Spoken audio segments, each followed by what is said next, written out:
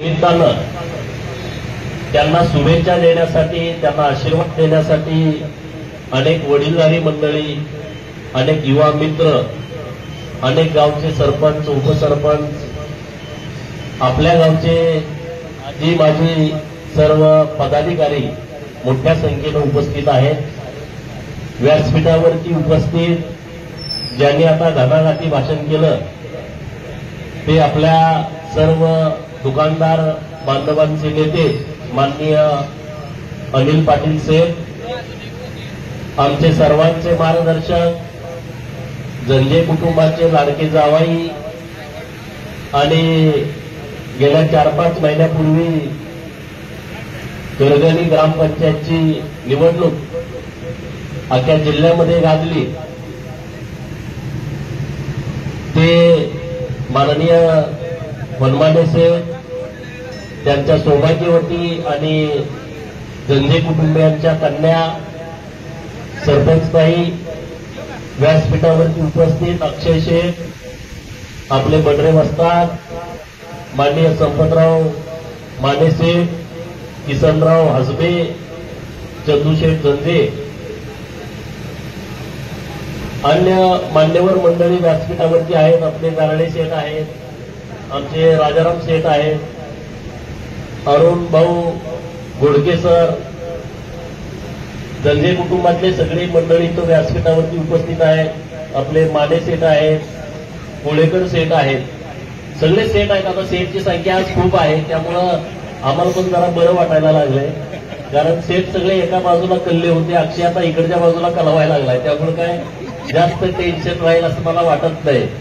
तर मी सर्वप्रथम आपल्या सर्वांच्या वतीनं नंदू सेठ यांना मनापासून खूप खूप शुभेच्छा देतो. परमेश्वर चरणी प्रार्थना करतो, बाळूमामाच्या, बिरोबाच्या, बापूबाईच्या चरणी प्रार्थना करतो की त्यांच्या सर्व इच्छा, कारण आता त्यांचे बॅनर सगळीकडे लागायला लागले, त्यांची काय इच्छा आहे त्यांनी बोलून दाखवली नाही, पण त्यांच्या जी मनात इच्छा असेल ती पूर्ण करण्याची प्रचंड शक्ती परमेश्वरानं त्यांना द्यावी, अशा पद्धतीच्या मी सदिच्छा देतो, परमेश्वर चरणी प्रार्थना करतो. खरं तर जंजे कुटुंबियांचं पहिल्यापासूनचं सामाजिक जो दृष्टिकोन आहे, आता आम्ही राजकारणामध्ये आता आलो, पण पहिल्यापासून समाजकारणामध्ये जंजे कुटुंब हे अग्रेसर आहे. मग त्यामध्ये नारायण सेठ असतील, शिवाजी तात्या असतील, नामदेव सेठ असतील, आज अधिकारी म्हणून जंजे साहेब काम करतायत. तर या गावामध्ये काहीतरी चांगलं व्हावं, गावातल्या लोकांच्यासाठी आपलं काहीतरी योगदान असावं, समाजाच्या चळवळीमध्ये तालुक्याच्या त्यांनी पहिल्यापासूनची भूमिका घेतलेली आहे. मग त्यांना कुठं आर्थिक मदत करता येईल, त्यांना कुठं वेळ देता येईल, असं त्यांनी पहिल्यापासून केलेलं आहे. आणि घाणंद गावामध्ये हायस्कूलची निर्मिती करण्यापासून, हायस्कूलचं बांधकामला मोठं योगदान करण्यापासून हे जंजे कुटुंबियांचं फार मोठं योगदान या गावामध्ये आहे, या परिसरामध्ये आहे. आणि शिवाजी तात्यांनी या गावाचं नेतृत्व केलं. आम्ही त्यांच्या खूप जवळ, म्हणजे मी राजकारणात सुरुवात केल्यानंतर त्यांचं निधन होईपर्यंत आम्ही सातत्यानं संपर्कात असायचो. आता आपले सरपंच माझे सदा ढगे साहेब आहेत इथं, आपले ज्योतिराम पाटील आहेत, बाकीची आपली जंजे मंडळी इथं आहेत. तर नेहमीच जाणं येणं असायचं, भेटी गाठी, बोलणं चालणं. तर सातत्यानं त्यांचं मार्गदर्शन असायचं की पोरानं तुम्ही काहीतरी चांगलं लोकांच्यासाठी काम करा. दुर्दैवानं त्यांचं अचानक निधन झालं. मला वाटतंय त्यांचे आशीर्वाद असतील, वनमाने कुटुंबाचं त्यांचं पुण्य असेल, त्यांची कन्या आज करगणी सारख्या मोठ्या गावची सरपंच होऊ शकली, हे कुणाच तर मागचं पुण्य असल्याशिवाय अशा पदावरती आपण बसू शकत नाही. आणि आज तेही चांगल्या पद्धतीनं काम करतायत. आता नंदू शेठ असतील, चंदू शेठ असतील, आनंद शेठ आहेत, कुंडलिक आहेत, सगळी टीम, नवीन मुलं ही खूप चांगल्या पद्धतीनं या क्षेत्रामध्ये काम करतायत. तर मी त्या सगळ्या भावाभावांना मनापासूनच्या खूप खूप शुभेच्छा देतो.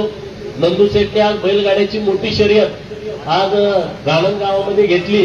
मला वाटतं शेकडो गाड्या, सकाळी मी उद्घाटनाच्या वेळेस ब्रह्मा शेठला फोन केला तेव्हा काहीतरी 60-70 गाड्या आल्या होत्या, म्हणजे 200-250 गाड्या येतील. तर इतकी मोठी स्पर्धा आज घाणंद गावामध्ये पार पडते आणि त्यांना शुभेच्छा देण्यासाठी तुम्ही सगळेजण इतक्या ताकदीने इथं आलाय. अनिल सेठनी काही दुकानदार बांधवांच्या बाबतची त्यांची भूमिका मांडली की सातत्यानं दुकानदार बांधवांना न्याय मिळावा म्हणून त्यांची टीम काम करते, अखंड देशभर काम करते, वेगवेगळ्या राज्यामध्ये काम करते. आणि खरंच आहे की दुकानदारांना खूप पोलिसांच्या माध्यमातून आणि वेगवेगळ्या एजन्सींच्या माध्यमातून खूप हॅरेसमेंट होतीये, खूप त्याला त्रास होतोय, नाहक त्रास होतोय. आणि त्यासाठी दुकानदार मंडळी संघटित होऊन प्रयत्न करतायत. मी सभागृहामध्ये हाच विषय घेतला की बाबांनो, आमची मुलं आहेत जे इथून दिल्लीपर्यंत, कन्याकुमारीपर्यंत, बाहेरच्या देशात पण गेलेले आहेत, परंतु तिथं तुम्ही त्यांना त्रास देताय. जवळपास 10,000 किलोच्या वर सोनं आमच्या या भागातल्या पोरांचं वेगवेगळ्या एजन्सीकडे पडून आहे. आणि म्हणून आम्ही सरकारनं मागणी केली की राज्य सरकारनं यामध्ये भूमिका घ्यावी की तुम्ही त्यामध्ये काहीतरी फाईन करा, पण तिथं पडून उपयोग काय आहे. ते आमची मुलं कर्तृत्वानं कष्टानं पुढे गेलेले आहेत, यांच्यावरती कुणी सरकारची मेहरबानी नाही आहे, यांना कुणी मदत केलेली नाही आहे. हे स्वतः कष्टानं या क्षेत्रामध्ये पुढे गेलेले आहेत. तर सरकारनं या बाबतीमध्ये ठाम दुकानदारांच्या बाजूने उभा राहिलं पाहिजे. कोण तर उठतोय पोलीस, दुकानदारांना उचलतोय, लचांडीला धरतोय, पळतोय सोनं, आणि घेतलं 1 तोळा मागतोय 100 तोळं. असं कसं चालेल? असा अन्याय अजिबात चालणार नाही. म्हणून दुकानदारांची जी भूमिका असेल त्या भूमिकेच्या बाजूने हा गोपीचंद पडळकर ठामपणे उभा राहील. त्यामध्ये कसलंही कुठलंही राजकारण असायचं कारण नाही, कारण प्रत्येक दुकानदार हा राजकारणीच आहे, तो काही साधा सुद्धा माणूस नाही. दुकानला असतो पण 4 दिवसात आलं का उलट पालट करून टाकतो. माझी तुम्हाला विनंती आहे, यावेळेस काय उलट पालट करू नका. तुम्ही जिथं कुठं असाल तिथं आमच्यासारख्या कार्यकर्त्यांच्या बाजूने ठामपणे तुम्ही उभा राहा. पण तुमचं योगदान मोठं आहे दुकानदारांचं. दुकानदारांच्या शिवाय आपल्या 5-6 तालुक्यातला विकासाचा विषय पूर्ण होऊ शकत नाही. प्रत्येक गोष्टीत तुमचं योगदान आहे दुकानदारांचं. शाळा बांधली, दुकानदाराचं योगदान आहे. मंदिर बांधलं, दुकानदाराचं योगदान आहे. चौकाचं सुशोभीकरण केलं, दुकानदारांचं योगदान आहे. गावात एखादा गरीब आजारी पडला, लगेच दुकानदार त्यांना मदत करतात, वैयक्तिक मदत करतात. कुठलाही आपला पेशंट तिथं दवाखान्यामध्ये त्याला पैसे भरले नाहीत म्हणून त्याला डिस्चार्ज मिळाला नाही, असं होत नाही. सरकार तर मदत करतंय, पण सरकार जिथं मदत करू शकत नाही तिथं आपले सगळे दुकानदार सेठ त्यांना मदत करतात. हे मोठं योगदान आहे. गावची यात्रा भरली, दुकानदाराशिवाय ते पूर्ण होऊ शकत नाही. कोणतंही सामाजिक काम, कोणतंही सांस्कृतिक काम, कोणतंही गावाच्या विकासाचं काम हे सोना चांदी गलाई बांधवाच्या शिवाय पूर्ण होऊ शकत नाही, आणि आतापर्यंत ते पूर्ण झालं नाही. त्यामुळं गावातल्या विकासामध्ये दुकानदार बांधवांचं फार मोठं योगदान आहे, आणि याची जाण असणारे आम्ही सगळे कार्यकर्ते आहोत. आणि जिथं कुठे दुकानदार अडचणीत येत असेल तिथं आम्ही ताकदीनं तुमच्या बाजूने ठामपणे उभं राहू. तुम्ही जिथं कुठं आम्हाला भूमिका मांडायला सांगाल. आता त्यांनी एक विषय मांडला की आपल्याला लघु उद्योग म्हणून परवानगी मिळाली पाहिजे होती. तर निश्चितपणे केंद्रीय मंत्री महोदयांच्याकडे आपण वेळ घेऊ, देवेंद्र फडणवीस साहेबांच्याकडून त्यांना सूचना देऊ, त्यांचं पत्र घेऊ, आणि आपलं शिष्टमंडळ घेऊन आपण दिल्लीला जाऊ, त्यांना भेटू, आणि आपला ह्या गलाई व्यवसाय जो आहे तो लघु उद्योगामध्ये आला पाहिजे. मागं तर नारायण राणे साहेबच या खात्याचे मंत्री होते. खरं तर तेव्हाच कळालं असतं तर ते तर एकदम कार्यसम्राट होते. खूप आपल्या महाराष्ट्रातल्या मुलांना त्यांच्याकडे जे खातं होतं MSME, या खात्याच्या माध्यमातून महाराष्ट्रातल्या हजारो मुलांना त्यांनी 90% सबसिडी दिलेली आहे. 50 लाखापासून 300 कोटीपर्यंतचा उद्योग, आणि त्यामध्ये 60% 90% सबसिडी होती. आणि त्यांच्याकडे खातं होतं, त्या खात्याचं बजेट पूर्वी फार कमी असायचं, आणि त्यांच्याकडे जबाबदारी दिल्यानंतर केंद्र सरकारनं त्या खात्याचं बजेट 10 पट वाढवलं. मध्ये एक सक्षम महाराष्ट्राचा माजी मुख्यमंत्री त्या खात्याचा मंत्री होतोय म्हटल्यावरती केंद्र सरकारनं त्याचं बजेट पण वाढवलं होतं. आता त्या खात्याचे मंत्रीपद महाराष्ट्रामध्ये नाही, पण त्यांच्याकडे आपण जाऊ, आपल्या नेतृत्वांच्याकडून त्यांना सूचना द्यायला लावू, आणि तुम्ही जी भावना मांडली आहे, भूमिका मांडली आहे, त्या भूमिकेच्या पाठीशी आम्ही सगळेजण ताकदीनं ठामपणे उभा राहू. धंदे कुटुंब सगळं दुकानदारीमध्येच आहे. त्यांच्या अनेक वर्षांपासून ते दुकानदारीमध्ये काम करतायत, भलमाने सेट करतायत, व्यासपीठावरची सगळी मंडळी करतायत. तर आपण सगळेजण एकत्रितपणे येऊन आपण या विषयामध्ये पुढे जाऊ. आता तुमच्या 2-3 राज्याचे अध्यक्ष दित आहेत. तेलंगणाचा अध्यक्ष अक्षय मला आता कळलं तुम्ही बोलल्यानंतर. संपतराव माने साहेब गुजरातचे अध्यक्ष आहेत. तुमची सगळी टीम आहे. तर आपण सगळेजण ताकदीनं या विषयामध्ये पुढे जाऊ. तुम्ही आजपर्यंत आमची सगळ्यांची दुःख निवारण्यासाठी दुकानदारांनी काम केलंय, तर आमची जबाबदारी आहे दुकानदारांना जी काय अडचण येते ती निवारण्यासाठी, त्या बाबतीमध्ये आवाज उठवण्यासाठी, वेळ पडली तर संघर्ष करण्यासाठी आम्ही सगळेजण तुमच्या बाजूने ठामपणे उभं राहू, हा शब्द मी नंदू शेठच्या वाढदिवसाच्या निमित्तानं तुम्हाला सगळ्यांना देतो. आज सगळे गावकरी जमलेले आहेत आणि गाणंमध्ये बऱ्याच दिवसांना असा कार्यक्रम होतोय. आम्ही पूर्वी मतं मागायला आल्या तर येतोच, मताचा कार्यक्रम वेगळा, पण आज असा एक सामाजिक कार्यक्रम होतोय. नंदू शेठच्या वाढदिवसाच्या निमित्तानं तुम्ही सगळेजण इतक्या मोठ्या संख्येनं, महिला भगिनी तर इतक्या मोठ्या संख्येनं आलेल्या आहेत, त्यांच्यासाठी आपण जरा जोरदार टाळ्या वाजवा. आता त्या मुख्यमंत्र्यांची लाडकी बहीण आहेत त्यामुळं त्यांच्या पाठीमागं राज्याचा मुख्यमंत्री आहे, त्यांच्या पाठीमागं राज्याचे लोकप्रिय उपमुख्यमंत्री आहे. त्यामुळं घरामध्ये दादागिरी करायच्या भानगडीत पुरुष मंडळींनी पडू नये. आतापर्यंत कळत असाल तर आता ती सोडून द्या, कारण आता डायरेक्ट मुख्यमंत्र्यांचा हात त्यांच्या डोक्यावरती आहे. आणि भगिनींना रक्षाबंधनाच्या दिवशी भाऊबीज ओवाळणी त्यांना मिळालेली आहे आणि आता इथून पुढे ते सातत्यानं मिळणार आहे, काही काळजी करायचं कारण नाही. एखाद्या गरीब भगिनीला ज्या घरामध्ये करता पुरुष गेलाय, ज्या घरामध्ये त्यांच्याकडे जमीन नाही, त्यांच्याकडे कुठलं जनावर नाही, त्यांच्याकडे कुठलंही इन्कमचं सोर्स नाही, अशा बहिणीसाठी 1,500 रुपये महिन्याची रक्कम फार मोठी आहे. आम्ही आता मीडियामध्ये, सोशल साईटमध्ये या आमच्या भगिनीच्या प्रतिक्रिया बघतोय, तरी खूप मोठी स्कीम राज्य सरकारनं लागू केलेली आहे. भगिनींच्यासाठी वेगवेगळ्या योजना आहेत. लखपती दिदी, मोदी साहेबांनी एक योजना आणली आहे. या देशामध्ये या वर्षी 3 कोटी भगिनींना लखपती दिदी बनवायची योजना ही राज्य सरकारनं आणलेली आहे. मुलगी जन्माला आली, आपलं सरकार त्या मुलीच्या खात्यावरती पैसे टाकतंय. मुलगी 1ली ते 5वीला गेली, आपलं सरकार त्या मुलीच्या खात्यावरती पैसे टाकतंय. मुलगीचं उच्च शिक्षण आलं, सरकार मदत करतंय. आता तरी आपल्या सरकारनं असा निर्णय केला की ज्या मुली उच्च शिक्षण घेत आहेत, मेडिकलचं आणि इंजिनिअरिंगचं शिक्षण घेत आहेत, त्याची सुद्धा 100% फी आपलं सरकार या वर्षापासून भरत आहे. म्हणजे आता कुठली मुलगी शिक्षणापासून वंचित राहणार नाही. आता मराठा समाजाच्या मुलासाठी प्रत्येक जिल्ह्याला मुलींसाठी एक, मुलासाठी एक वसतिगृह सरकारनं स्थापन केलं आहे.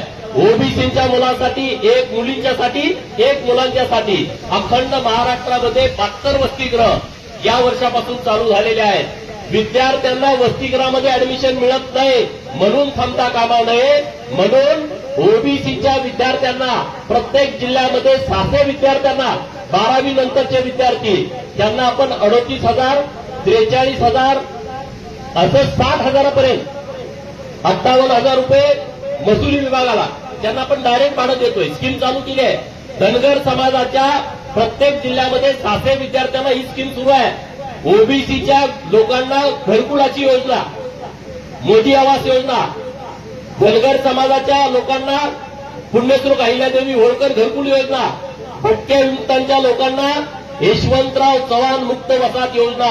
आपण गावात काम करणारे कार्यकर्ते आहोत, आपली जबाबदारी आहे. आपल्या गावामध्ये जर कोण बेघर असेल, त्याला घर नाही, त्याला घर मिळवून देण्याची जबाबदारी आपली आहे, सगळ्या सरपंचाची, सगळ्या उपसरपंचाची आणि कार्यकर्ते म्हणून आपल्या सगळ्यांची जबाबदारी आहे. केंद्र सरकारचे पंतप्रधान आवास घरकुल येत होतं, तर त्याच्यापेक्षा जास्त 12 लाख घरं आपल्याला 4 वर्षामध्ये मोदी आवास योजनेमधून महाराष्ट्रातल्या लोकांना द्यायचे आहेत. लोहार, सुतार, कुंभार, नाभिकचे छोटे छोटे ओबीसी समाज आहेत, त्या लोकांना घरं नसतील तर त्यांचे अर्ज तुम्ही ग्रामपंचायतला भरून घ्या.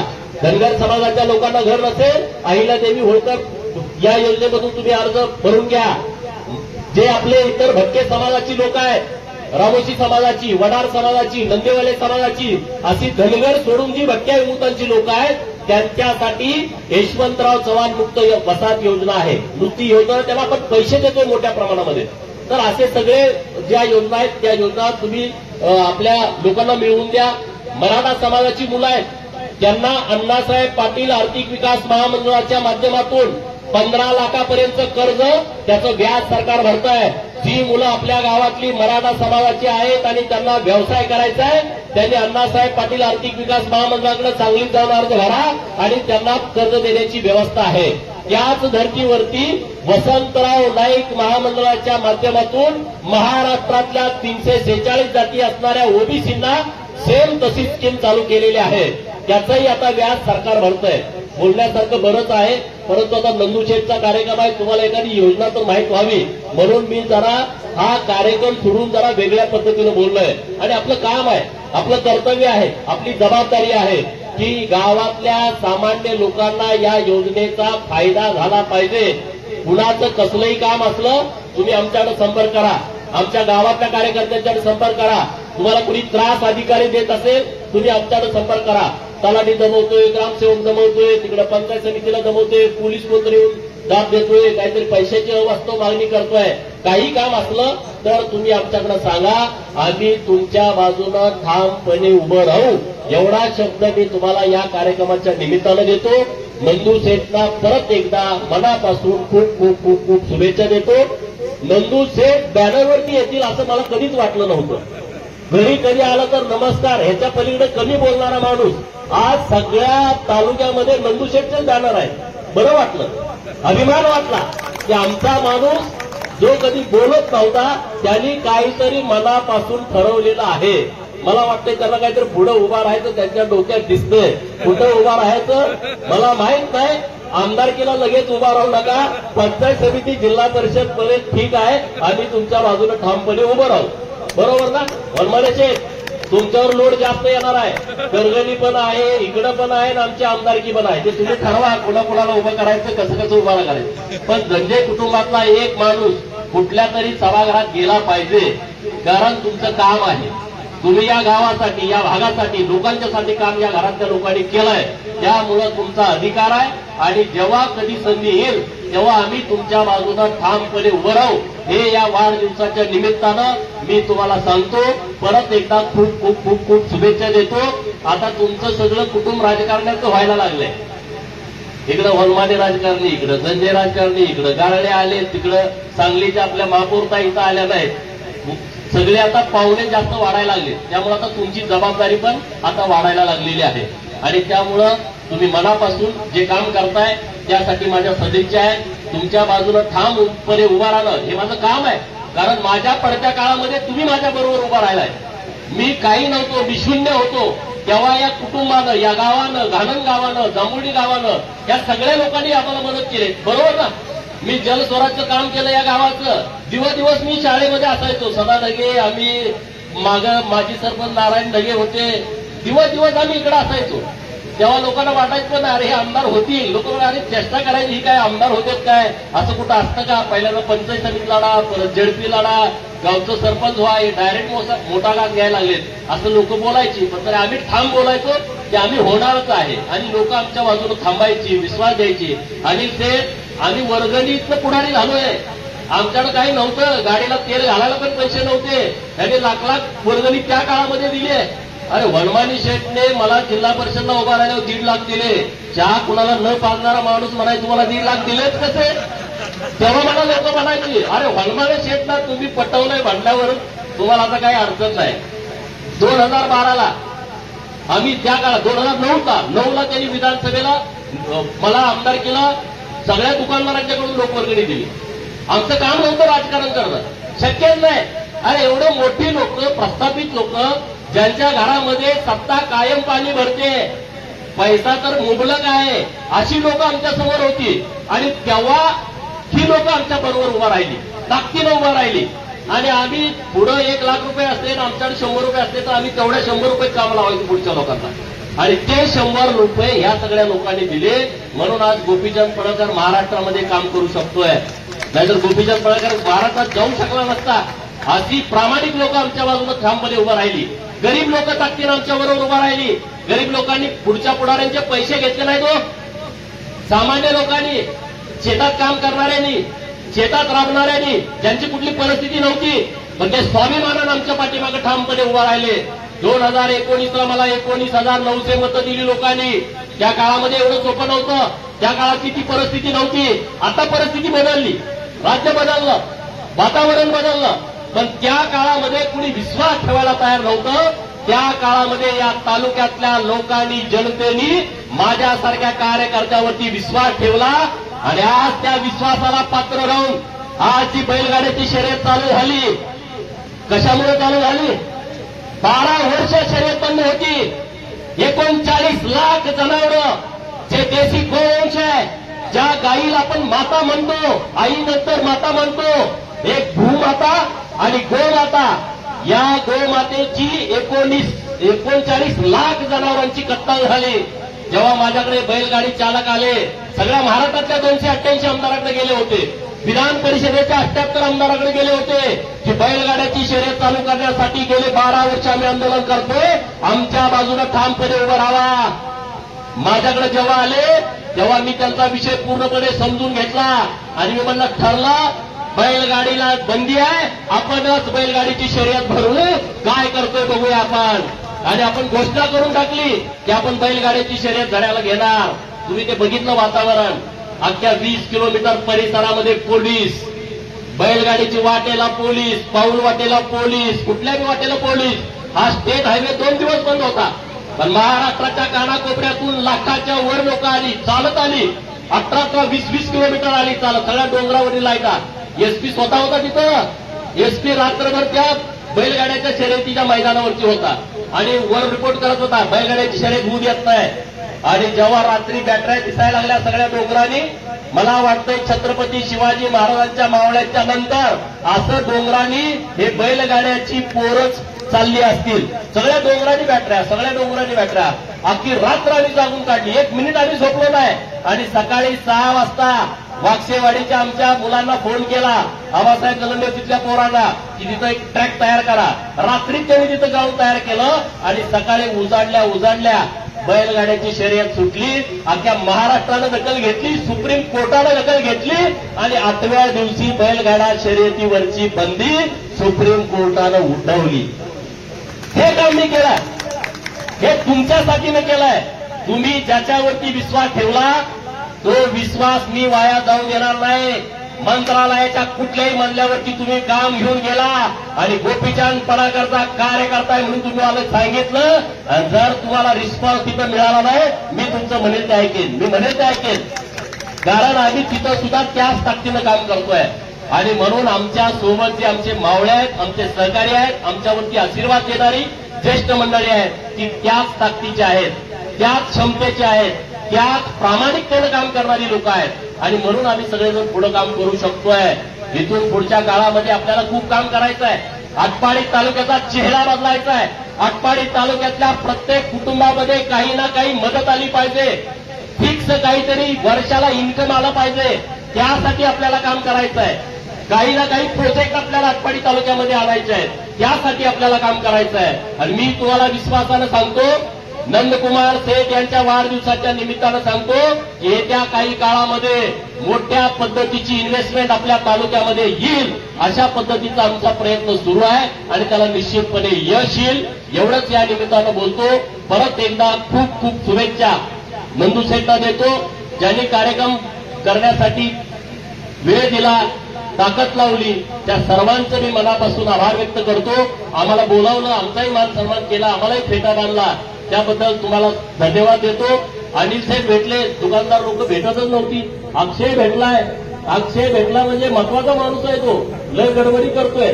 आणि आता हनुमान शेठ अक्षयला सांगा, मैदान जवळ आलेलं आहे आणि आता त्याला लक्ष द्यायचं आहे.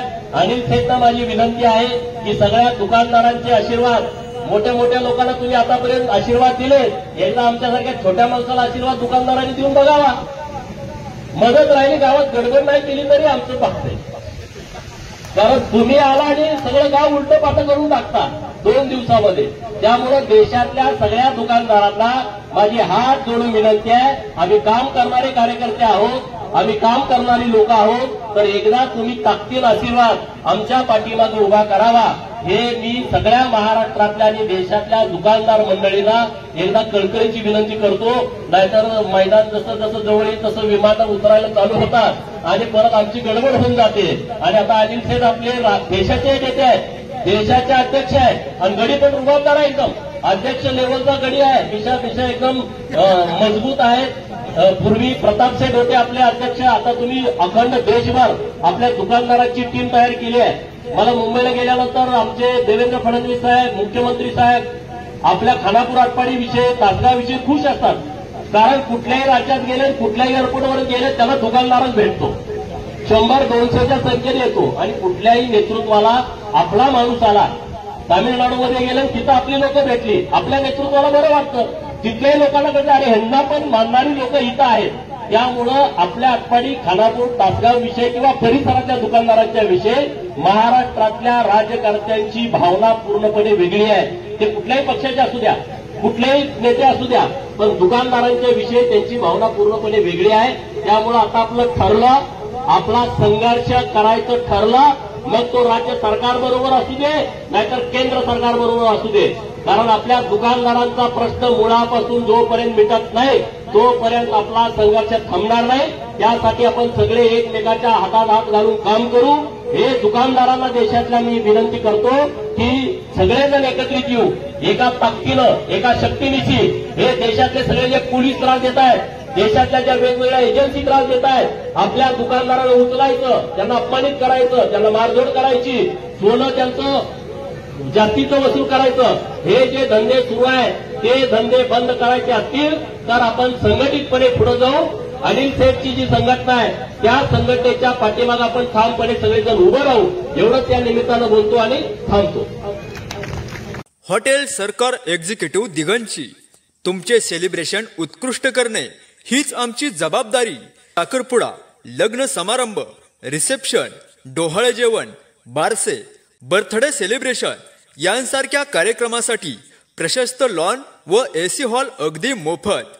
1500 लोकांच्या सोयीनियुक्त निसर्गरम्य वातावरणात भव्य garden, AC hall, sound system, विद्युत रोषणाई, HD प्रोजेक्टर, फ्री वायफाय, भव्य stage, selfie point, colourful Karanja आणि आपल्या कार्यक्रमाचे विनामूल्य प्रक्षेपण. हॉटेल सरकार एक्झिक्युटिव्ह दिगंची. आवाज माणदेशाचा, माणदेशातील प्रत्येकाचा. माणदेश प्राईम सबस्क्राईब करा आणि अपडेट रहा. नवीन व्हिडिओच्या नोटिफिकेशनसाठी बेल आयकॉनचं बटन दाबा. धन्यवाद.